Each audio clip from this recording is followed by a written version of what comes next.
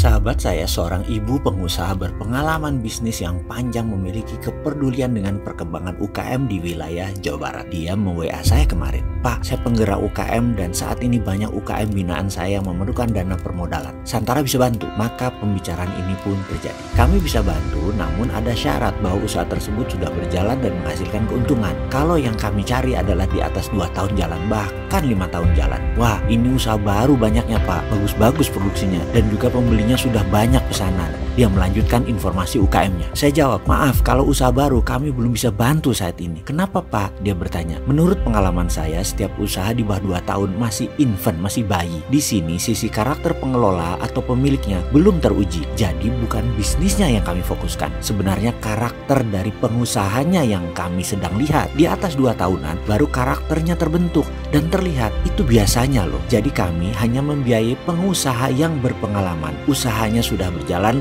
lebih dari 2 tahun misalnya. Ini menjadi ukuran bahwa dia pengusaha yang sudah melewati banyak masalah bisnis. Karakternya sudah teruji. Kalau masih usaha pertama, belum punya usaha yang jalan sebelumnya, kami dengan syarat seperti itu belum bisa bantu. Santara beresiko, investor Santara beresiko karena berdasarkan pengalaman umum, pengusaha baru dan pengusaha pertama karakternya belum teruji. Kuat nggak dia di bawah tekanan? Karena itu untuk membangun kepercayaan investor di Santara, kami fokus di scale up dan branch out, pengembangan cabang atau membangun usahanya menjadi besar. Saya melanjutkan.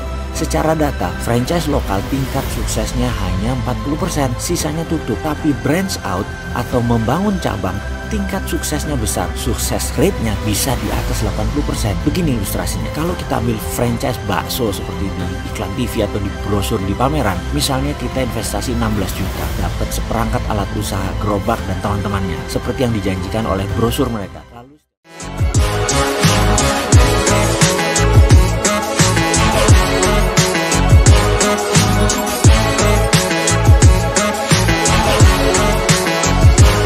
Pilih bisnisnya, nikmati hasil usahanya.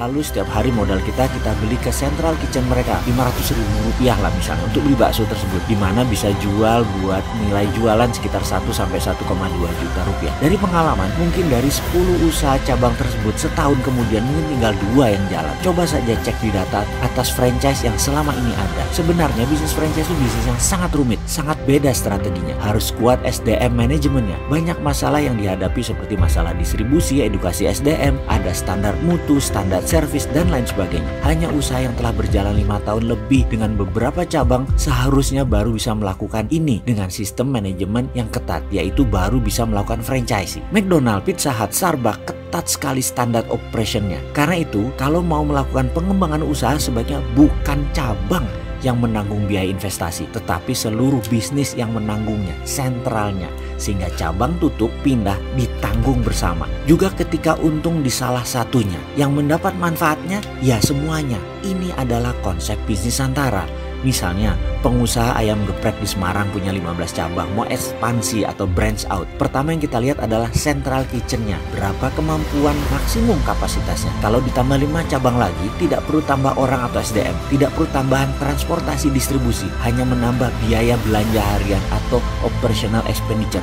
Maka ini bagus sekali bisnisnya. Dengan kalkulasi keuangan sederhana, ayam geprek tersebut bisa menawarkan investasi dengan sistem bagi hasil. Bagi hasil bukan dari cabang baru, tetapi dari keseluruhan usaha dari 20 cabang tersebut. Misalnya membagikan 15% dari keuntungan. Dan itu investor menarik karena uangnya berbiak lebih bagus dari bunga bank. Setelah saya panjang lebar menerangkan, dia pun bertanya, "Wah, bagaimana membantu UKM yang baru ya Pak? Modal nggak ada tapi mereka ada peluang bisnis bagus. Mereka butuh juga bantuan manajemen dan biaya pra-operasional." Saya jawab, "Mereka butuh pendampingan manajemen dan motivasi aja kok. Mbak pasti bisa memotivasi dan membangun semangat mereka. Kalau mereka cukup lapar, pasti ngamuk dan pasti bisa menemukan jalan keluar dari usahanya." Yang dibalas dengan 5 emotikon wajah bulat cengengesan. Yang saya artikan kira-kira begini, apa UKM yang datang ke saya kurang cukup lapar ya? Kalau nggak lapar, ngapain dibantu? Sementara kalau mereka lapar, mereka akan menemukan jalan sendiri. Dalam hati saya menjawab, "Nah, itu ngerti kan?"